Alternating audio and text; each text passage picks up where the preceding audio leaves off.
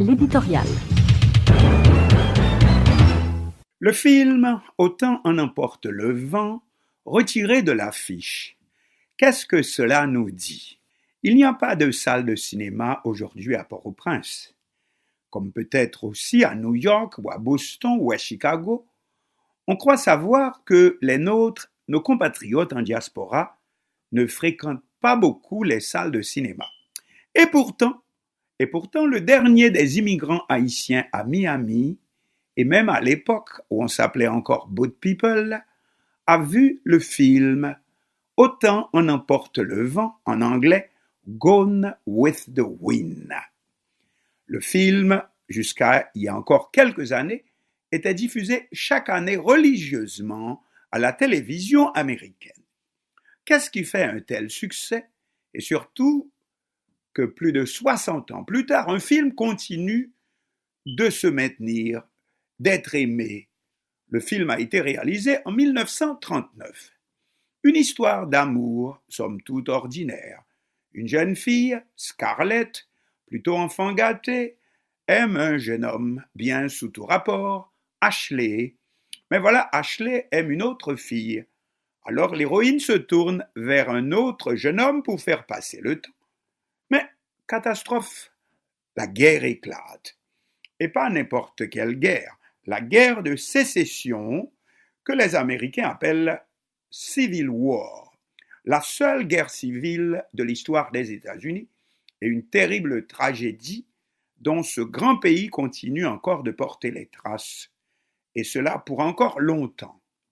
Et c'est l'une, sinon la plus tragique de ces traces, de ces conséquences, que nous vivons en ce moment dans le mouvement appelant à respecter les droits de la communauté noire américaine, qu'on dit ici afro-américaine, et mouvement de revendication qui prend en ce moment des dimensions internationales, jamais encore atteintes depuis le mouvement de Martin Luther King, le mouvement des droits civiques dans les années 1960.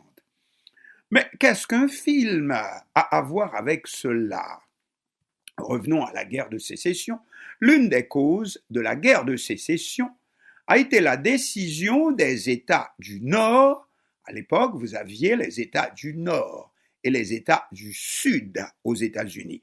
La décision des États du Nord, avec le président de l'époque, Abraham Lincoln, de réorienter l'économie du pays vers les industries et une main-d'œuvre salariée. Les industries, les factories. Et donc voici l'économie qui était jusque-là à base de l'esclavage, considérée comme dépassée. Mais le Sud n'accepte pas et c'est la guerre entre le Nord et le Sud. Le Sud perd la guerre. C'est l'abolition de l'esclavage en 1865. Donc, 1865, nous sommes libres depuis 1804. Donc, ce qui fait plus de 60 ans après la déclaration d'indépendance d'Haïti en 1804, que les Noirs aux États-Unis sont libres, que l'esclavage est aboli. Oui, mais plus facile à dire, car l'histoire continue encore jusqu'à nous. Après l'esclavage, bonjour le racisme. Jusqu'aux actuels événements, jusqu'aux événements d'aujourd'hui, provoqués, comme on sait, par le meurtre d'un Afro-Américain, George Floyd, aux mains d'un policier blanc le 25 mai dernier. Le policier, Derek Chauvin, est incarcéré sous l'accusation de meurtre au second degré et 3 autres policiers qui l'accompagnaient sont également sous accusation pour complicité de meurtre. Or, jusqu'à présent, et dans la majorité des cas, les policiers n'avaient jamais été condamnés pour de pareils actes. Revenons au film. Le film, qui dure pas moins de 3 heures, Gone with the Wind, Autant en emporte le vent, eh bien, le film est parcouru par la guerre de sécession. Le film nous fait revenir à la guerre civile, la seule guerre civile de l'histoire des États-Unis, la guerre de sécession, le combat acharné entre 2 sociétés, la société du Nord et la société du Sud. 2 mondes jusque-là presque totalement différents. le nord du président Abraham Lincoln, qui sortira victorieux du conflit, et le sud, où se déroule le scénario du film, et pour lequel, plus que la défaite militaire pour le sud, c'est l'annihilation totale de son économie par l'abolition de l'esclavage, parce que le sud, son économie, c'était le coton, reposait uniquement sur l'esclavage, comme le sucre, n'est-ce pas, reposait sur l'esclavage en Haïti. Eh bien, la suite, comment cela se passe? Eh bien, la suite, dans le sud, va se développer une mentalité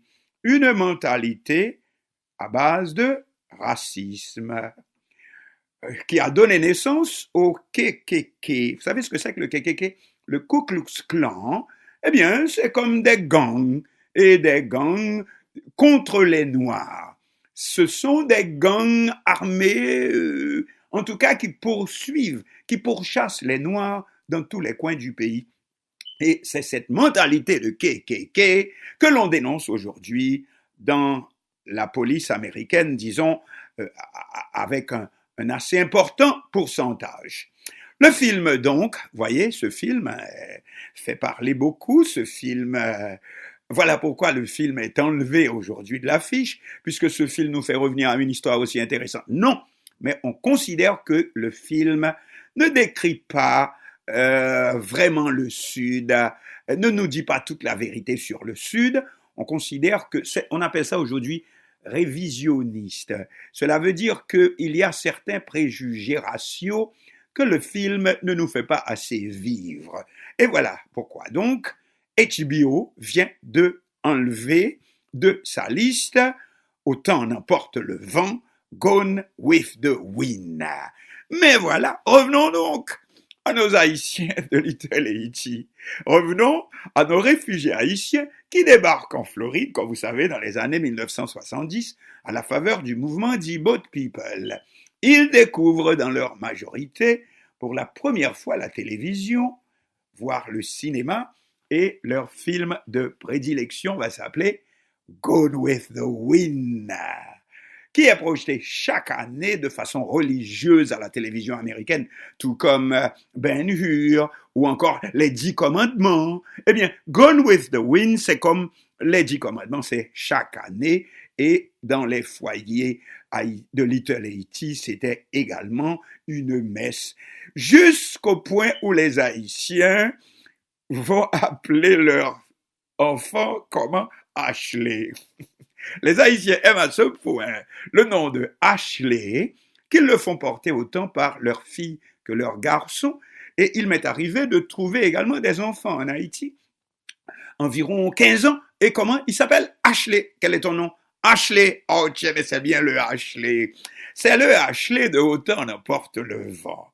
Jeune homme bien élevé, image romantique de la bonne société sudiste, mais esclavagiste. Et voilà pourquoi Gone with the Wind est enlevé de l'affiche. Mais allez dire à un Haïtien que Ashley est le nom d'un esclavagiste. Pas du tout. Ils aiment le nom, voilà.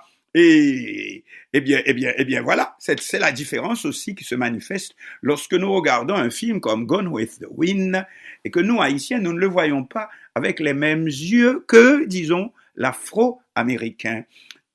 Pour nous, ce sont des personnages de romans. C'est comme un beau roman que nous regardons sans rien de plus. Et cela fait une très grande différence. Mais cela s'explique aussi par le fait que, sortis de l'esclavage, nous avons vécu des histoires différentes. Nous sommes sortis de l'esclavage et c'est notre pays, la première nation indépendante du monde, tandis que le noir américain, il est sorti de l'esclavage, mais il n'en est jamais vraiment tout à fait sorti. Mentalement, il n'en était pas vraiment sorti. Et c'est cette histoire que l'on vit en ce moment. Et même si nous ressentons la même histoire, des fois différemment, mais c'est aussi notre histoire. C'est notre lutte qui se poursuit dans les actuels événements aux États-Unis. Et comme vous voyez, avec une grande répercussion partout dans le monde. Et autre signe des temps, la nouvelle consigne qui est portée par des manifestants partout aux États-Unis comme dans le monde, et que ces manifestants, qu'ils soient aussi noirs que blancs, que hispaniques, que juifs, que musulmans, eh bien tous sous un même drapeau, tous un même cri, there is one race, human race. Il n'y a qu'une seule race, c'est l'homme. Voilà, quoi qu'il en soit, peut-être que vous avez déjà, vous aussi dans votre famille, un Ashley.